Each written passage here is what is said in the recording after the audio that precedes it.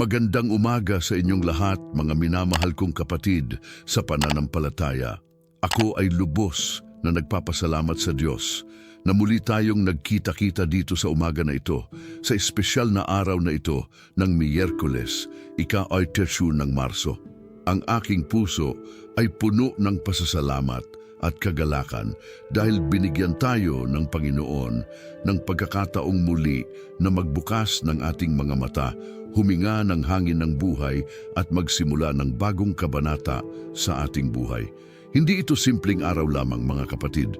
Ito ay isang regalong galing sa langit, isang pagkakataong sulit na ating pahalagahan at gamitin para sa kaluwalhatian ng ating Diyos. Sa oras na ito ng umaga, habang ang sikat ng araw ay unti-unting sumisilip sa ating mga bintana, nais kong kayo ay makaramdam ng init ng pag-ibig ng Diyos na sumasaklaw sa ating buong pagkatao. Maraming salamat sa inyo na nandito ngayong umaga, na naglaan ng inyong oras upang makiisa sa akin sa panalangin ito, upang sama-sama nating ihain ang ating mga puso, isipan at lahat ng ating pagkatao sa harapan ng ating lumikha. Alam ko na marami sa inyo ay may pinagdadaanan ngayong umaga. May mga alalahanin tungkol sa trabaho, pamilya, kalusugan at iba't ibang aspeto ng buhay.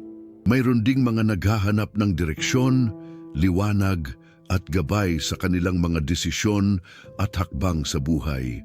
Ngunit nandito tayo ngayon, mga kapatid, dahil naniniwala tayo na ang Diyos ay may plano para sa atin. Naniniwala tayo na sa pamamagitan ng panalangin, makakausap natin ang Ama sa Langit na handang makinig, umunawa at tumugon sa ating mga pangangailangan. Kaya naman, sa buong kahinahunan at pagsuko ng ating mga sarili, magsimula tayo ng araw na ito ng may pananampalataya, pag-asa at pagmamahal sa ating puso. Ang tema ng ating panalangin ngayong umaga ay napakahalaga at napakataas na katanggap-tanggap para sa lahat ng naglalakad sa mundong ito. Ang ating paksa ay tungkol sa paghingi ng liwanag, gabay at direksyon mula sa Panginoon. Ito ay tungkol sa pagkilala na tayo sa ating sariling lakas at karunungan ay limitado at hindi makakaya na magdesisyon ng tama sa lahat ng oras. Kaya naman, kailangan natin ng Diyos na siyang tanging mapagkukunan ng tunay na karunungan at pangunawa. Sa bawat hakbang na ating gagawin ngayong araw, nais nating siguruhing kasama natin ang Panginoon na ang kanyang liwanag ay nagsisilbing tanglaw sa ating mga paa at ilaw sa ating mga landas. Ang ating bersikulo na magiging pundasyon ng ating panalangin ay matatagpuan sa awit 119:105, kung saan sinasabi ng salmista, "Ang iyong salita ay ilawan ng aking mga paa at liwanag sa aking landas." Napakagandang bersikulo na ito, mga kapatid, dahil ito ay nagpapaalala sa atin na ang salita ng Diyos ay hindi lamang para basahin o marinig, kundi ito ay dapat na maging praktikal na gabay sa ating araw-araw na pamumuhay. Kapag tayo ay naglalakad sa dilim, hindi natin alam kung saan tayo makakatapak, kung anong mga hadlang ang nasa ating harapan, o kung anong direksyon ang dapat nating tahakin. Ngunit kapag mayroon tayong ilaw, lahat ay nagiging malinaw. Nakikita natin ang daan, nalalaman natin kung saan ligtas na makatayo, at may kumpiyansa tayong makarating sa ating patutunguhan. Ganyan din ang papel ng salita ng Diyos sa ating buhay. Sa pamamagitan ng kanyang mga turo, mga pangako, at mga alituntunin, tayo ay ginagabayan tungo sa tamang landas, malayong mula sa kasamaan at kapahamakan. Kaya naman, mga minamahal, bago tayo tuluyang magsimula ng panalangin, nais kong anyayahan kayong magsindi ng inyong mga puso. Buksan ang inyong mga puso ng maluwag, tanggalin ang lahat ng distraksyon at maglaan ng inyong buong atensyon sa Panginoon. Hayaan na ang mga salitang ating ibibigkas ay hindi lamang mula sa ating mga bibig, kundi mula sa pinakamalalim na bahagi ng ating pagkatao. Kung kayo ay nanonood o nakikinig ngayong umaga, mangyaring mag-iwan ng inyong mga komento at mga prayer requests sa comment section. Ibahagi ninyo ang inyong mga dalangin upang magkaisa tayo bilang isang pamilya ng mga mananampalataya. Huwag kalimutang mag-subscribe at i-like ang video na ito upang mas marami pang tao ang makabahagi ng biyayang ito. Ngayon mga kapatid, maghanda na tayo ng ating mga puso habang tayo ay papasok na sa mataimtim na oras ng panalangin. Magsimula tayo sa pagyukod ng ating mga ulo at pagsasara ng ating mga mata. Huminga ng malalim at damhin ang presensya ng Diyos na sumasaklaw sa ating paligid ngayong umaga. Ama naming mahal sa langit, sa ngalan ng iyong minamahal na anak na si Jesus, kami ay lumalapit sa iyo ngayong umaga na may pusong puno ng pasasalamat, paggalang at pagpupuri. Ikaw ay dakila, Panginoon. Ikaw ay makapangyarihan at walang kapantay. Walang sino man na tulad mo. Walang Diyos na katulad ng iyong kadakilaan at kabutihan. Kami ay nagpapasalamat sa iyo, Ama, dahil muli kaming binigyan ng pagkakataong makita ang liwanag ng bagong umaga na ito. Salamat po sa buhay na ipinagkaloob mo sa amin. Salamat sa hangin na aming hinihinga, sa lakas na aming nadarama at sa bawat tibok ng aming puso. Lahat ng ito ay galing sa iyo, Panginoon, at kami ay lubos na nagpapasalamat. Panginoon, kami ay kilala mo ng lubusan. Alam mo ang bawat isa sa amin, ang aming mga pangalan, ang aming mga sitwasyon, ang aming mga takot at ang aming mga pag-asa. Alam mo ang mga lihim ng aming mga puso na hindi namin kayang ibahagi sa kahit na kanino. Ngunit sa iyo, Panginoon, walang nakatagong bagay. Lahat ay bukas at hayag sa iyong paningin. At kahit na ganoon, ikaw ay patuloy na nagmamahal sa amin. Ikaw ay hindi umiiwas, hindi tumalikod, kundi mas lalo pang lumalaki ang iyong awa at habag. Salamat, Panginoon, sa ganitong uri ng pag-ibig. Salamat sa walang kondisyong pagtanggap mo sa amin kahit na marami kaming pagkukulang at kahinaan. Ngayong umaga, Ama, kami ay kinikilala ang iyong presensya. Naniniwala kami na nandito ka sa aming gitna. Ang iyong Espiritu Santo ay sumasaklolo sa amin, gumagabay sa amin at naguudyok sa amin na lumapit sa iyo ng may pagtitiwala. Kami ay hindi nag-iisa, Panginoon, dahil ikaw ay laging nariyan. Sa aming mga kagipitan, ikaw ang aming lakas. Sa aming kalungkutan, ikaw ang aming kaaliwan. Sa aming kalituhan, ikaw ang aming liwanag. Kaya naman, sa umaga na ito, kami ay umaasa sa iyo lamang. Inihahain namin sa iyo ang buong araw na ito, ang lahat ng mga gawain na aming gagawin, ang mga taong aming makakasalamuha, at ang mga desisyong aming gagawin. Patnubayan mo kami, Panginoon. Huwag mo kaming bitiwan. Samahan mo kami sa bawat hakbang ng araw na ito. At ngayon, Ama, nais naming pag-usapan ang isang napakahalagang paksa, ang paksa ng liwanag at gabay na nagmumula sa iyo. Panginoon, alam naming ang mundo ay puno ng kadiliman. May mga tao na naglalakad ng walang direksyon, mga taong nawawala at nalilito sa kanilang mga landas. May mga desisyon na kailangang gawin, mga problema na kailangang harapin, at mga hamon na tila higit pa sa aming kakayahan. Ngunit sa gitna ng lahat ng ito, ikaw ay nangako sa amin na hindi mo kami pababayaan na maglakad sa kadiliman. Sa iyong salita, sinabi mo na ikaw ay siyang liwanag ng mundo at ang sino mang sumusunod sa iyo ay hindi na lalakad sa kadiliman kundi magkakaroon ng liwanag ng buhay. Panginoon, ipinapanalangin namin ngayong umaga na liwanagan mo ang aming mga landas. Ipakita mo sa amin kung saan kami dapat pumunta, kung ano ang dapat naming gawin at kung paano kami dapat kumilos. Marami sa amin, Panginoon, ay may mga desisyon na kailangang gawin. May mga naghihintay ng sagot tungkol sa kanilang trabaho. May mga nag-aalinlangan kung itutuloy ba nila ang isang relasyon o hihinto na. May mga naghahanap ng direksyon tungkol sa kanilang negosyo, pag-aaral o ministeryo. Panginoon, sa lahat ng mga bagay na ito, kami ay umaasa sa iyo. Huwag mo kaming hayaang gumawa ng desisyon na batay lamang sa aming sariling pag-iisip o damdamin. Gabayan mo kami sa pamamagitan ng iyong salita, sa pamamagitan ng iyong espiritu at sa pamamagitan ng mga taong iyong ipinadala upang kami ay turuan at patnubayan. Panginoon, alam naming may mga pagkakataon na tayo ay natutukso na maglakad ayon sa aming sariling mga plano. Gusto naming kontrolin ang lahat, ayusin ang lahat ayon sa aming kagustuhan. Ngunit naabot namin, Panginoon, na kapag tayo ay naglakad ng mag-isa, walang iyo, ang resulta ay palaging kabiguan, sakit at pagsisisi. Kaya naman sa umaga na ito, kami ay nangako ako sa iyo na hindi na kami maglalakad ng mag-isa. Kami ay maglalakad kasama mo. Kami ay makikinig sa iyong tinig. Kami ay susundin ang iyong mga tagubilin. Kahit na hindi namin maintindihan ang buong plano mo, nagtitiwala kami na ikaw ay may pinakamahusay na layunin para sa amin. Tulad ng sinabi sa Kawikaan 3:6, tumiwala ka sa Panginoon ng buong puso mo at huwag kang umasa sa iyong sariling unawa. Kilalanin mo siya sa lahat ng iyong mga lakad at kanyang itutuwid ang iyong mga landas.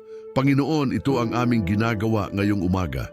Kami ay tumatawag sa iyo. Kinikilala ka sa lahat ng aming mga gawain at lakad. At kami ay naniniwala na ikaw ay tutupad sa iyong pangako na ituwid ang aming mga landas. Kami ay hindi lalakad sa baluktot na daan, sa madilim na kalye o sa landas na naglalayo sa iyo. Sa halip sa pamamagitan ng iyong gabay, kami ay lalakad sa daan ng katuwiran, kabutihan at kapayapaan. Panginoon, nais din naming aminin sa iyo ang aming mga kahinaan at kakulangan. Kami ay hindi perpekto, Ama. May mga pagkakataon na kami ay nabibigo. May mga araw na ang aming pananampalataya ay nanghihina. May mga sandali na tayo ay nakakaramdam ng takot, pag-aalinlangan at kawalan ng kumpiyansa. Ngunit sa kabila ng lahat ng ito, Panginoon, alam naming ikaw ay hindi nagbabago. Ikaw ay matatag, maaasahan at laging handa na tulungan ang mga nangangailangan. Kaya naman sa umaga na ito, kami ay humihingi ng iyong lakas. Palakasin mo ang aming loob. Pag-alalay mo ang aming mga paa upang hindi kami matisod. Bigyan mo kami ng matibay na pundasyon na nakabatay sa iyong salita upang kahit na may mga bagyo at unos sa buhay, kami ay mananatiling matatag.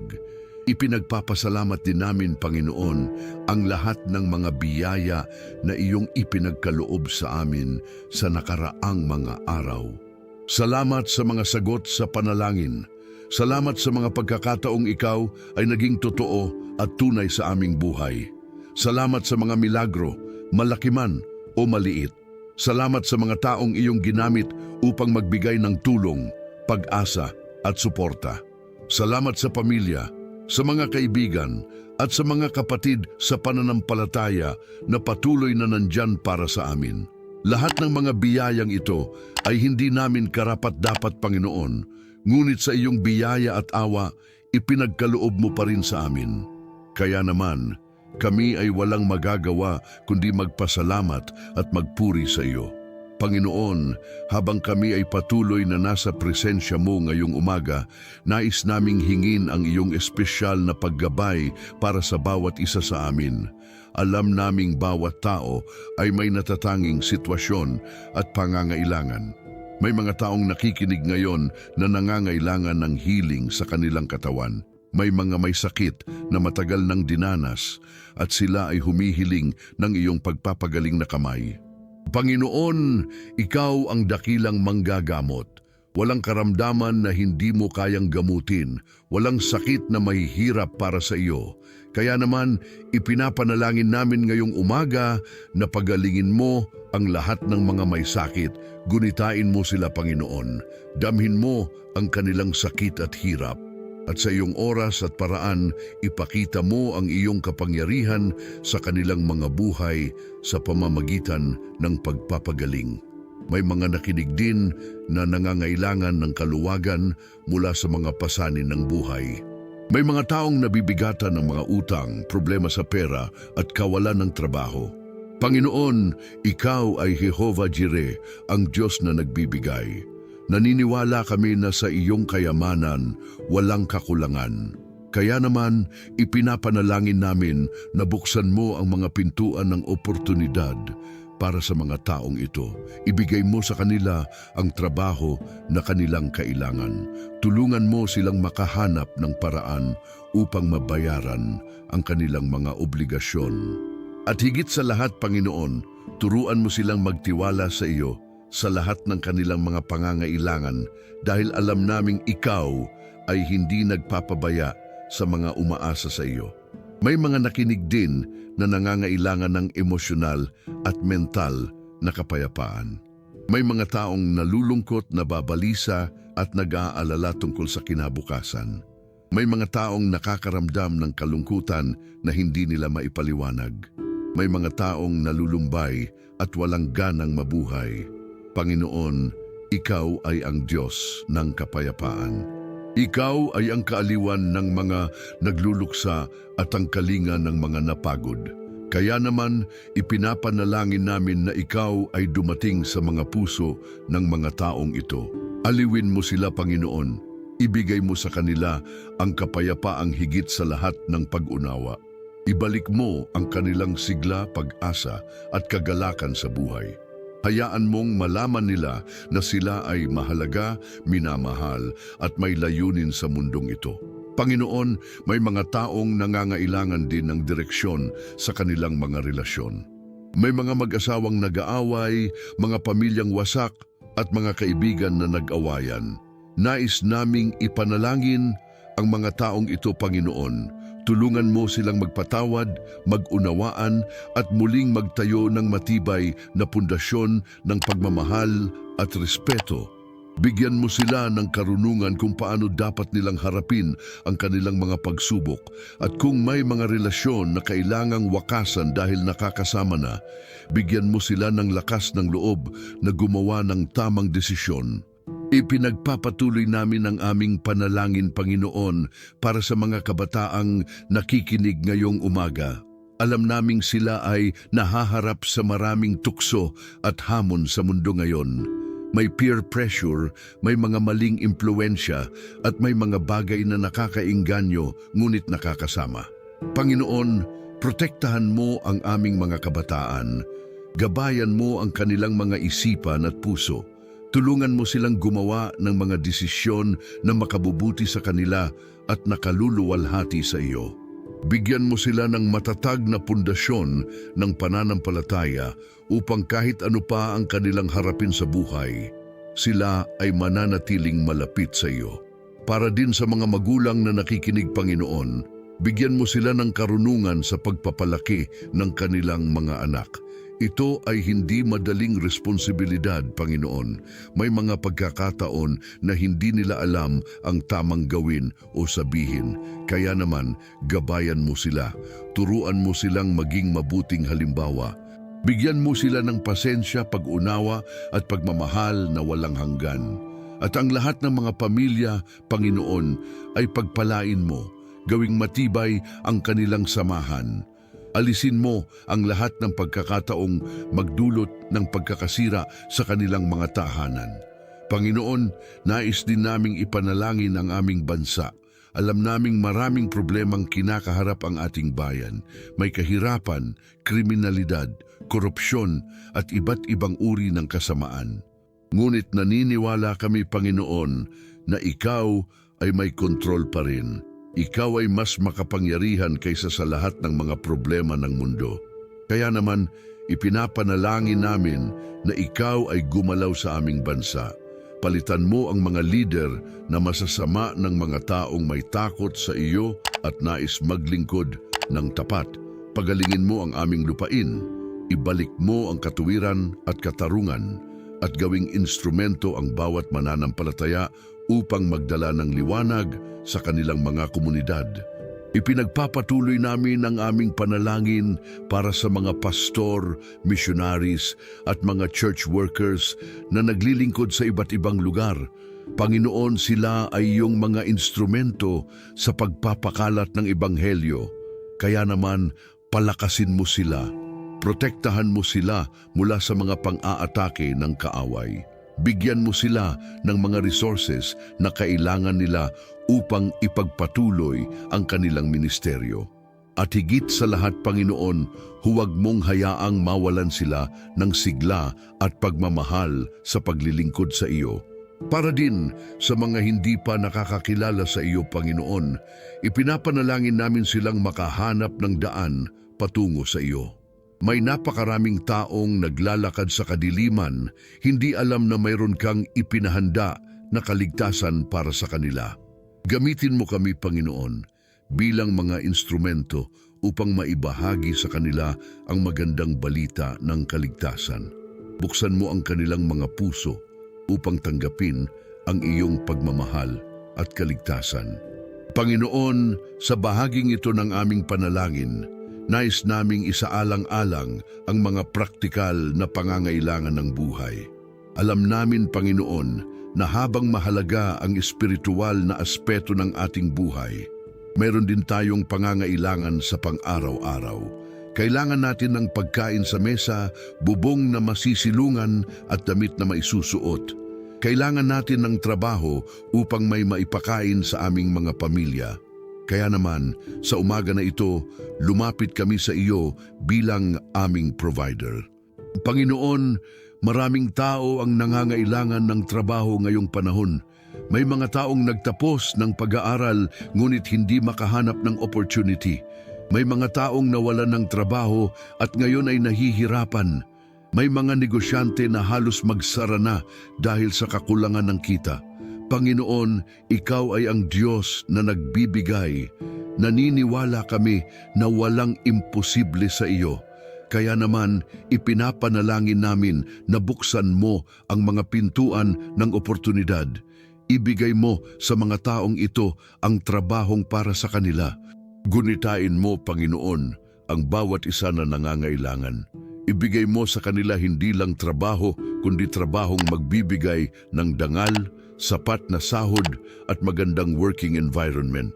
Sa Filipos 4:19, sinabi mo, "At ang aking Diyos ay tutupad ng lahat ng inyong pangangailangan ayon sa kanyang mayamang kaluwalhatian kay Kristo Jesus."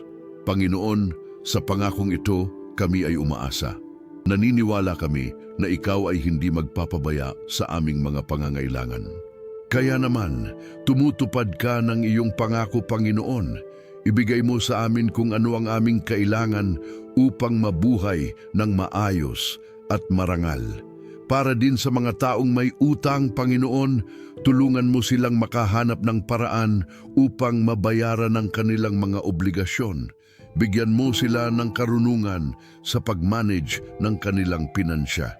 Turuan mo silang maging maingat sa paggastos at maging masipag sa paghahanap buhay. At sa lahat ng ito, Panginoon, turuan mo rin kami na ang tunay na kayamanan ay hindi nasusukat sa pera o ari-arian, kundi sa aming relasyon sa iyo at sa aming pag-asa na walang hanggan. Panginoon, nais din naming ipanalangin ang mga negosyante, mga entrepreneurs at mga taong may sariling kabuhayan. Bigyan mo sila ng ideya at diskarte upang umunlad ang kanilang negosyo.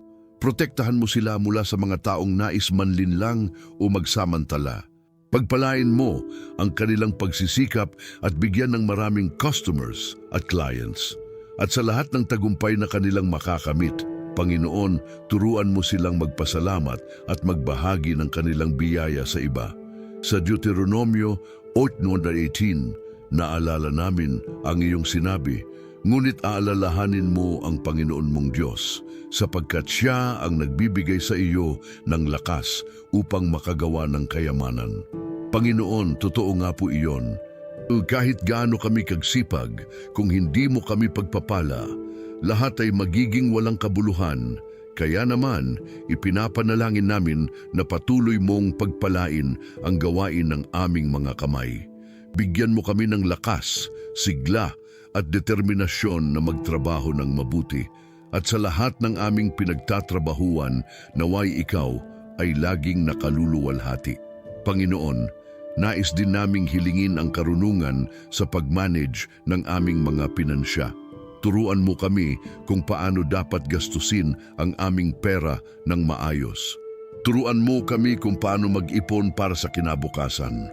Turuan mo kami kung paano magbahagi sa nangangailangan at mag-ambag sa gawain ng iyong kaharian. Huwag mo kaming hayaang maging sakim o mapagmalaki sa anumang kayamanan na aming makakamit. Sa halip, gawing kami ay laging mapagpasalamat at handang gawing instrumento ang aming mga biyaya para sa kabutihan ng iba. At ngayong Panginoon, nais naming magsimula ng mga deklarasyon ng pananampalataya para sa araw na ito at para sa aming kinabukasan. Naniniwala kami na ang iyong salita ay may kapangyarihan at ang mga pangako mo ay hindi kailanman nabibigo. Idinedeklara namin ngayong umaga sa ngalan ni Jesus na ang araw na ito ay mapagpala. Ang araw na ito ay saklaw ng iyong biyaya, proteksyon at pag-ibig. Walang kasamaan ang mananaig sa amin. Walang balakid na hindi namin kayang lampasan sa tulong mo. Ang araw na ito ay pag-aari mo, Panginoon, at kami ay maglalakad sa iyong liwanag. Idinedeklara namin, batay sa Isaias 17, walang sandata laban sa akin ang magtatagumpay. Panginoon, alam naming may mga taong nais kaming sirain. May mga pangyayaring nais kaming pigilan, ngunit naniniwala kami na kung ikaw ay kasama namin, walang makakatalo sa amin. Kaya naman idinedeklara namin na ang lahat ng binalak ng kaaway ay mabibigo. Ang lahat ng masasamang plano ay hindi magtatagumpay. Sa halip, ang amin ay magwawagi dahil ikaw ay kasama namin. Idinedeklara namin din, batay sa Roma 8:28, na ang lahat ng mga bagay ay magtutulungan para sa ikabubuti ng mga umiibig sa Diyos. Panginoon, kahit na may mga pagsubok at problema, naniniwala kami na ikaw ay may paraan upang gawing maganda ang lahat. Kahit na hindi namin maintindihan ngayon, nagtitiwala kami na may layunin ka sa lahat ng nangyayari. Kaya naman, idinedeklara namin na ang lahat ng aming mga karanasan, mabuti man o masama, ay magbubunga ng magandang resulta dahil ikaw ay gumagawa para sa amin. Idinedeklara namin, batay sa Jeremias 29:11, sapagkat alam ko ang mga planong mayroon ako para sa inyo, mga plano para sa kapakanan at hindi para sa kasamaan, upang bigyan kayo ng kinabukasan at pag-asa. Panginoon, kami ay umaasa sa pangakong ito. Naniniwala kami na ang iyong mga plano para sa amin ay plano ng pag-asa at hindi ng pagkawasak. Kaya naman, idinedeklara namin na ang aming kinabukasan ay maliwanag. Ang aming bukas ay puno ng mga pagkakataon.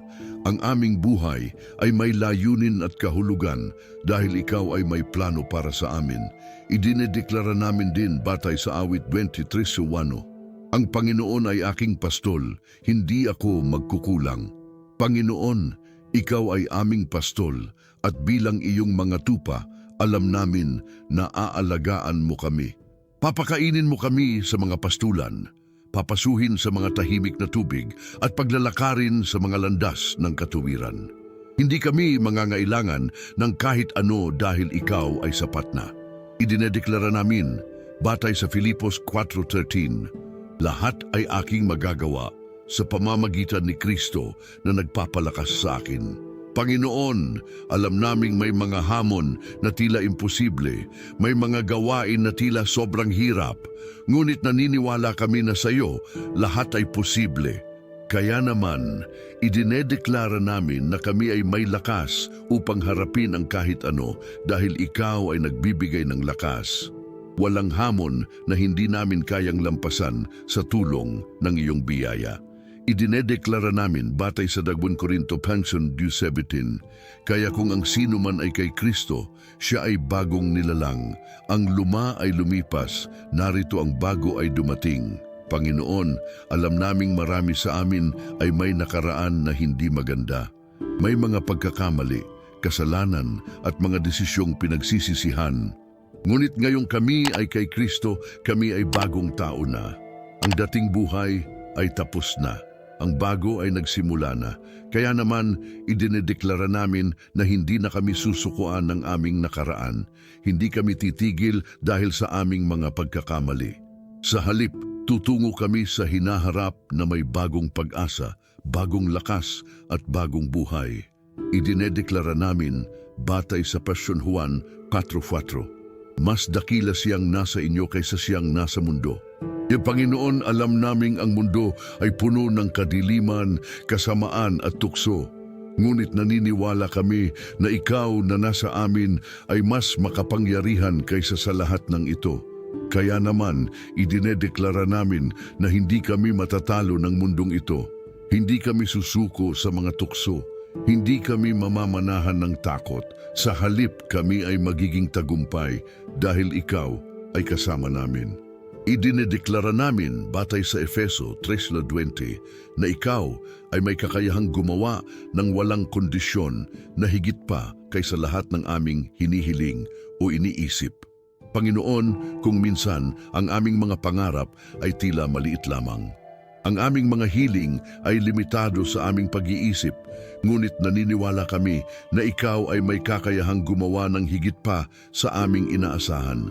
Kaya naman, idinedeklara namin na ang mga plano mo para sa amin ay mas higit pa sa aming mga pangarap. Ang iyong mga biyaya ay mas marami pa sa aming inakala.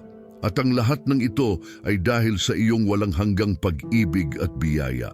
Idinedeklara namin din, batay sa Mateo 6:33, hanapin muna ninyo ang kaharian ng Diyos at ang kanyang katuwiran, at ang lahat ng mga bagay na ito ay idadagdag sa inyo. Panginoon, nangangako kami na uunahin namin ikaw sa lahat ng bagay. Hindi ang pera, hindi ang katanyagan, hindi ang tagumpay, kundi ikaw at ang iyong kaharian. At naniniwala kami na kung gagawin namin ito, lahat ng aming pangangailangan ay ibibigay mo. Panginoon, habang kami ay papalapit na sa pagtatapos ng panalangin ito, nais naming muling magpasalamat sa iyo. Salamat sa oras na ito ng panalangin. Salamat sa pagkakataong makipag-usap sa iyo. Salamat sa iyong presensya na naramdaman namin sa buong oras na ito. Alam naming ikaw ay nakikinig at naniniwala aming ikaw ay tutugon sa aming mga panalangin sa iyong oras at paraan. Ngayong kami ay lilisan ng lugar ng panalangin na ito at babalik sa aming mga gawain. Isinusumpa namin sa iyo, Panginoon, ang buong araw na ito. Konsagrahin mo ang bawat minuto, bawat oras. Gawing banal ang lahat ng aming mga plano at aktibidad. Kung may mga taong aming makakausap ngayong araw, gawin mong instrumentong kami upang magdala ng liwanag at pag-asa sa kanila. Kung may mga gawain kaming kailangang tapusin, tulungan mo kaming gawin ito ng mahusay at may kahusayan. Kung may mga desisyon kaming kailangang gawin, gabayan mo kami upang pumili ng tama. Panginoon, hinihingi din namin na ikaw ay patuloy na manatili sa aming mga puso buong araw. Huwag kaming hayaang lumayo sa iyo. Huwag kaming hayaang makalimot na ikaw ay kasama namin. Sa bawat hakbang naway naririnig namin ang iyong tinig. Sa bawat desisyon naway nararamdaman namin ang iyong gabay.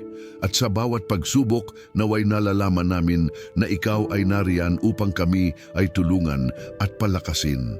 Panginoon, kung may hindi maganda na mangyayari ngayong araw, hinihingi namin na bigyan mo kami ng lakas ng loob upang harapin ito. Kung may mga pagsubok, bigyan mo kami ng pananampalataya na hindi susuko. Kung may mga tukso, bigyan mo kami ng lakas na tumanggi. At kung may mga oportunidad na dumating, bigyan mo kami ng karunungan na samantalahin ito para sa iyong kaluwalhatian. Ipinagpapatuloy namin ang aming pangako sa iyo, Panginoon, na hindi kami maglalakad sa dilim, hindi kami susundin ang mga landas ng mundong ito. Hindi kami makikinig sa mga tinig na naglalayo sa amin sa iyo. Sa halip, kami ay maglalakad sa iyong liwanag. Kami ay susundin ang iyong mga kautusan. Kami ay makikinig sa iyong salita. At sa pamamagitan nito, alam namin na ang aming mga hakbang ay matutuwid, ang aming mga landas ay magiging malinaw, at ang aming destinasyon ay sigurado. Panginoon, para sa mga nakikinig o nanonood ngayong umaga, hinihiling namin ang iyong espesyal na biyaya at pagpapala. Gunitain mo sila, Panginoon. Alam mo ang kanilang mga pangalan, ang kanilang mga sitwasyon, at ang kanilang mga pangangailangan. Kaya naman, dumalaw ka sa bawat isa. Damhin mo ang kanilang sakit kung mayroon man. Pakinggan mo ang kanilang mga sigaw at sagutin mo ang kanilang mga panalangin ayon sa iyong perpektong kalooban. Ipinapanalangin din namin, Panginoon, na ang mga taong ito ay maging matatag sa kanilang pananampalataya. Sa mundo na puno ng pagsubok at tukso, tulungan mo silang manatiling malapit sa iyo. Bigyan mo sila ng komunidad ng mga mananampalataya na magsusuporta at magpapalakas sa kanila. At gawing instrumento ang bawat isa upang magdala ng liwanag sa kanilang mga tahanan, trabaho at komunidad. At ngayon, Panginoon, habang kami ay nagtatapos, nais naming bigyan ka ng papuri at kaluwalhatian. Ikaw ay karapat-dapat sa lahat ng pagpuri. Ikaw ay karapat-dapat sa lahat ng parangal. Ikaw ay ang Alpha at Omega, ang simula at ang wakas. Ikaw ay ang hari ng mga hari at Panginoon ng mga Panginoon. Walang sinuman na tulad mo. Walang Diyos na katulad ng iyong kadakilaan. Kaya naman, tinatanggap namin ang iyong pangalan, niluluwalhati namin ang iyong kabanalan, at ipinagmamalaki namin na kami ay iyong mga anak. Panginoon, naway ang mga salitang binigkas namin ngayong umaga ay hindi lamang mga salita. Naway ito ay maging tunay na panalangin na galing sa kailaliman ng aming mga puso. Naway ito ay maging tunay na pangako na aming susundin sa aming pang-araw-araw na pamumuhay. At naway sa pamamagitan ng lahat ng ito, ikaw ay luwalhati at ang iyong pangalan ay dakilain. Ipinagpapasalamat namin ang lahat ng ito sa makapangyarihang pangalan ng iyong anak, ang aming Panginoong Hesukristo. Amen at amen. Mga kapatid, maraming salamat sa inyo na nakiisa sa akin sa panalangin ito ngayong umaga. Naway naramdaman ninyo ang presensya ng Diyos habang tayo ay nananalangin. Naway ang mga salitang ating binigkas ay naging instrumento upang mapalapit tayo sa Kanya at mapalakas ang ating pananampalataya. Huwag kalimutang dalhin ang espiritu ng panalangin ito sa buong araw. Tandaan na ang Diyos ay kasama ninyo sa bawat hakbang. Siya ay nariyan upang gabayan, protektahan at pagpalain kayo. Kung nakatulong sa inyo ang panalangin ito, mangyaring mag-iwan ng komento sa baba. Ibahagi ninyo ang inyong mga testimonya, mga prayer requests o simpleng pasasalamat. Nais naming marinig mula sa inyo. Nais naming malaman kung paano gumagana ang Diyos sa inyong mga buhay. At kung mayroon kayong kakilalang nangangailangan ng panalangin, ibahagi ninyo sa kanila ang video na ito. Maging instrumento tayo upang magdala ng pag-asa at liwanag sa iba. Huwag din kalimutang mag-subscribe sa channel na ito at i-on ang notification bell upang hindi kayo makaligtaan ng mga bagong video. Bawat umaga, meron tayong bagong panalangin, bagong mensahe at bagong inspirasyon mula sa salita ng Diyos. Kaya naman, samahan ninyo ako sa journey na ito ng pananampalataya at pag-asa. At sa lahat ng mga bagay, lagi ninyong tandaan na kayo ay minamahal ng Diyos. Kayo ay mahalaga sa Kanya. Mayroon siyang plano para sa inyo na mas maganda pa sa inyong mga inaasahan. Kaya naman magtiwala, magpakatatag at maglakad sa kanyang liwanag. Pagpalain nawa kayo ng Panginoon at ingatan. Pasuklaban nawa niya ang kanyang mukha sa inyo at kahabagan. Itingala nawa niya ang kanyang mukha sa inyo at bigyan kayo ng kapayapaan. Hanggang sa muli nating pagkikita, magandang umaga at God bless you all.